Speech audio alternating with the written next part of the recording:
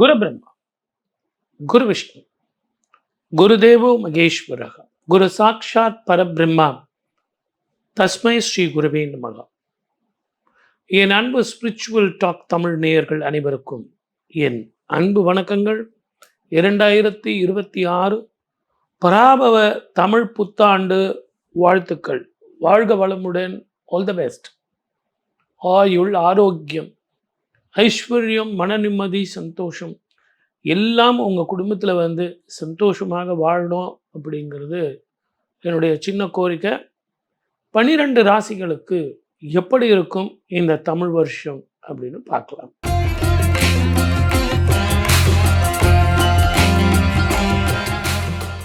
மகர ராசிக்காரர்களுக்கு 2026 எப்படி இருக்கும் அப்படின்னா ஃபர்ஸ்ட் கிளாஸாக இருக்கும். ஆட போங்க சார், கடந்த 7.5 வருஷமாக நாங்கள் நுல்லாயிட்டோம். எங்களுக்கு நீங்கள் பலன் சொல்கிறதுக்கு முன்னாடி 7.5 சனி முடிஞ்சிருச்சா இல்லையா அதை சொல்லுங்க. முடிஞ்சிருச்சு சார். வாக்கிய பிரகாரம் முடிஞ்சிருச்சு, திருக்கணித பிரகாரம் முடிஞ்சிருச்சு. வேறு ஏதாவது பஞ்சாங்கம் இருக்கா சார்? எல்லாத்துலையும் முடிஞ்சிருச்சுங்க.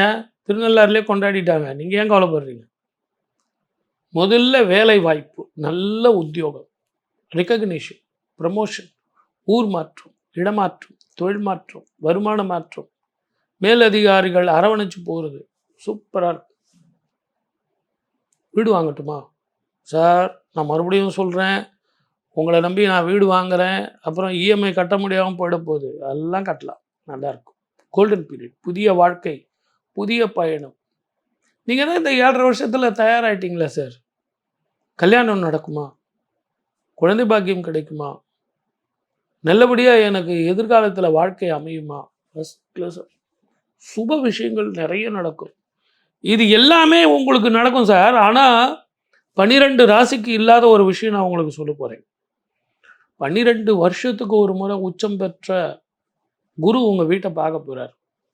நிறைய பேர் இதை சொல்லியிருக்க மாட்டாங்க. இந்த ஆண்டு குரு ராஜாவாக வர்றார். ராஜாவாக வர்ற குரு, உச்சம் பெற்ற குரு உங்கள் வீட்டை பார்க்க போகிறார். கோல்டன் பீரியட், அசத்துங்க. ஹிடன் ட்ரெஷர் கிடைக்கும். அதே நேரத்தில் ஞானகாரகன் கேது அந்த வீட்டில் 18 வருஷத்துக்கு ஒரு முறை போய் சேர போகிறார். குருவும் கேதுவும் சேர போகிறாங்க. இந்த காலத்தில் சார் பணம் வரப்போகுது சார்னா பொட்டியில் எடுத்து வைங்கன்னு நான் சொல்லணுமா? கல்யாணம் ஆக போகுதுன்னா நான் சொல்லணுமா? ஆனால் உங்கள் பித்திருக்களுக்கு 17 தலைமுறையில் ஏற்படக்கூடிய பிரச்சனைகளுக்கு தீர்வு காசி ராமேஸ்வரம் போயிட்டு வாங்க. ஞானகாரனுக்கும் குருவும் இருக்கிற இந்த காலத்தில் காசிலையும் ராமேஸ்வரத்துலேயும் உங்கள் மூதாதையர்களுக்கு தர்ப்பணம் பண்ணிங்க அப்படின்னா உங்களுக்கு அற்புதமான பலன், மீண்டும் பிறவி இல்லாத வாழ்க்கை கிடைக்கும். எல்லாம் கரெக்ட் சார், ரொம்ப நல்லது, ஜம்முன்னு சொல்லிட்டீங்க, எங்களுக்கும் தெம்பு வந்துடுச்சு, நான் போய் வேலை செய்கிறேன், தொழில் ஆரம்பிக்கிறேன், மேற்கொண்டு படிக்கிறேன், நல்லா படிக்கிறேன், 80 மார்க் என்ன சார் 100 மார்க்கே எடுக்கிறேன், நீங்கள் தான் எங்களுக்கு ரொம்ப நல்லா சொல்லிட்டீங்களே அப்படின்னா எவ்வளோ மார்க் கொடுக்குறேன்னு கேட்குறீங்களா? 80%. 7 வருஷம் சம்பாதிக்கிறத இப்போ சம்பாதிங்க. இந்த ஜாதகத்தில் இனிமே பட்டு எங்களுக்கு எதிரிகள் தொல்லை இருக்குமா அப்படின்னா கிடையாது. முடிஞ்சு போன கதை. சனீஸ்வரனுடைய ஆதிக்கம் பெற்ற மகர ராசிக்கு 3ஆம் இடத்துல சனீஸ்வரர் இருப்பதும் 7ஆம் பார்வையாக குரு பார்வதும் ஒரு பொன்னான காலம். உங்களுக்கு அந்த 7.5 பீரியடில் நடந்த சில உயிரிழப்புகள், உறவுகள், நட்புகள் எல்லாம் உங்களை இழந்து இருப்பீங்க. அதையெல்லாம் கூட இப்போ மீண்டும் உங்களுக்கு வரும் அற்புதமான காலமாக இருக்கும். ஆனால் அந்த நிரந்தர புத்தியும் கோபத்தையும் விடணும், சந்தேக புத்தியை விடணும். இதையெல்லாம் விட்டீங்க அப்படின்னா உங்களை அடிக்கிறதுக்கு ஆளே கிடையாது. அன்பான மனுஷன், பாசமான மனுஷன். இந்த முன்கோபம் தான் உங்கள் வாழ்க்கையை கெடுத்துக்கிட்டு இருக்கு. நிதானமாக இருங்க, பொறுமையாக இருங்க, வெற்றி பெறுங்க. வாழ்க வளமுடன். All the best. 2026 பராபவ வருஷம் எப்படி இருக்கும் உலகத்துக்கு அப்படின்னு பார்க்கும்போது, இந்த ஆண்டு சனி குருவோட வீட்டில் இருக்கார். புதனுடைய வீட்டில் குரு இருக்கார். சதய நட்சத்திரம் கும்பராசியில் காலையில் 8:35க்கு தமிழ் வருட பிறப்பு பிறக்குது. பிறக்கும் பொழுதே ராகு மகாதிசை இருக்குங்கிறது உங்களுக்கு நல்லா தெரியும். அதே நேரத்தில் அவர் பிறக்கும் அந்த நட்சத்திரம் ராசி கும்பராசியிலேயே ராகு உட்கார்ந்துக்கிட்டு இருக்கார். சிம்மத்தில் வந்து கேது இருக்கார். இந்த ஆண்டு எல்லாருமே குரு பலன் சொல்லும்போது குரு மிதுனத்தில் இருக்காருன்னு சொல்லுவாங்க. ஆனால் 1/6/2026 குரு உச்சமடைகிறார். 12 வருஷங்களுக்கு ஒரு முறை உச்சமடைகிறார். அவர் உச்சமடைந்து 9ஆம் பார்வையாக சனீஸ்வரரை பார்க்குறார். குரு தன்னுடைய வீட்டை தானே பார்க்குறார். இது ஒரு விசேஷமாக இருந்தாலும் 12 வருஷங்களுக்கு ஒரு முறை தான் இப்படி ஒரு அபூர்வம் அதிசயம் நடக்கும். குரு பார்க்க கோடி நன்மைன்னு சொல்லுவாங்க. ஏன்னா இந்த குரு தன்னுடைய வீட்டை பார்க்கும்போதும் சனீஸ்வரனுடைய கோபமும் தாபமும் குறைஞ்சு விடுது. இதை எல்லாத்த விட இந்த பராபவ வருடம் குரு தான் அரசனாக வருகிறான். தளபதியாக வருவது செவ்வாய். இது உல்டாவா வந்திருந்தா இன்னும் கொஞ்சம் வேற மாதிரி இருந்திருக்கும். ஏன்னா இந்த காலகட்டத்தில் இப்போ நமக்கு எலெக்ஷன் வரப்போகுது. இந்த பொதுப்படையான கிரகஸ்தனுடைய ஸ்திதி நான் எதுக்கு சொன்னேன் அப்படின்னு கேட்டிங்கன்னா, நம்ம ஜாக்கிரதையாக இருக்கணும் அப்படின்றதுக்காக தான். 2019 இருந்தே நான் நிறைய ப்ரிடிக்ஷன்லாம் சொல்லிக்கிட்டு வரேன். நீங்கள் பார்த்துருந்தீங்கன்னா அந்த ரெஃபரன்ஸ் நிறைய பேர் என்னுடைய இதெல்லாம் சேமித்து வச்சுருக்கீங்க. உங்களது அன்புக்கு ரொம்ப நன்றி. 2019 டிசம்பர்லேயே நான் 2020க்கான ஆண்டு பலன் சொல்லும்போது இயற்கை அழிவுகள் வரும், அதே நேரத்தில் பயணத்தில் கவனமாக இருக்கணும், இன்ஃபெக்ஷன் வரும், வியாதிகள் வரும் அப்படின்னு சொல்லியிருக்கேன். அப்போ நமக்கு கொரோனா வந்தது. அதே நேரத்தில் 2031 வரைக்கும் சனீஸ்வரர் ரிஷபத்தை மாறும் வரை உங்களுக்கு ஒரு பதட்டமான சூழ்நிலை இருந்துக்கிட்டே இருக்கும். ஒரு பிரச்சனை போனால் ஒரு பிரச்சனை, அதே நேரத்தில் உங்களுக்கு போர் பதட்டம், தீவிரவாதங்களால் பிரச்சனைகள், வேற்றுமொழி இனத்தவர்களால் பிரச்சனைகள், உள்நாட்டு கலவரங்கள், பயணத்தில் பிரச்சனை, நீரினாலும் நெருப்பினாலும் தீயினாலும் இயற்கை அழிவுகளாலும் நேச்சுரல் கலாமிட்டிஸ், வெள்ளம், இதெல்லாம் பிற்கூற்றிலே இருக்கும், முற்கூற்றிலே வறட்சி இருக்கும், அதிகமான வெயில் இருக்கும். இந்த காலகட்டத்தில் இப்படியெல்லாம் ஏன் சார் இருக்குது? எங்களுக்கு ஒரு நிம்மதியான வாழ்க்கை எப்போ தான் வரும் அப்படின்னா, சனியும் செவ்வாயும் சேரும் காலம், சனி செவ்வாய் பார்க்கும் காலம். இதை எல்லாத்த விட 2019 இருந்தே தனுசுல 4 கிரகங்கள், மகரத்தில் 4 கிரகங்கள், கும்பத்தில் 4 கிரகங்கள், மீனத்தில் 4 கிரகங்கள் சேர்க்கை. யாரெல்லாம் யாரோடெல்லாம் சேரக்கூடாதோ அவங்களோட சேர்றது தான் இப்படிப்பட்ட ஒரு பதட்ட நிலை. போர் பதட்டம், விலைவாசிகள் ஏற்றம், பொருளாதார வேர்ல்டு வார் வந்தே தீரும். பொருளாதாரத்தில் வேர்ல்டு வார். ரெண்டாவது, இப்போ நடக்கிற ஈரான் இஸ்ரேல் பிரச்சனை கூட நல்லா யோசித்து பாருங்க.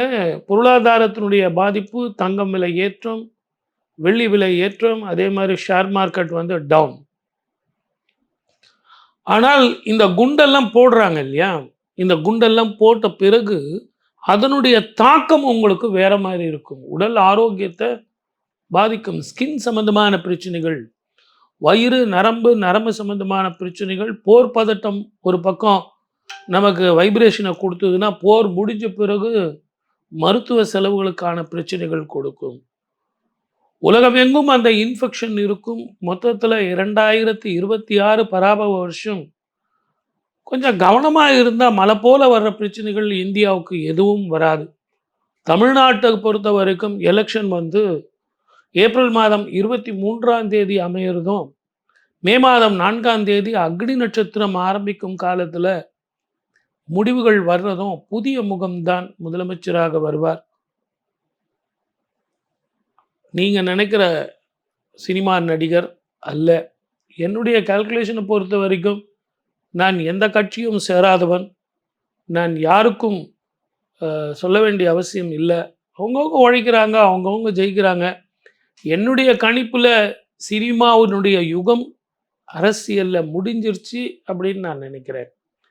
அதே நேரத்தில் தெரிந்த புதுமுகம், உங்களுக்கு புதிய முகம் முதலமைச்சராக வருவார் அப்படிங்கிறது என்னுடைய கணிப்பு.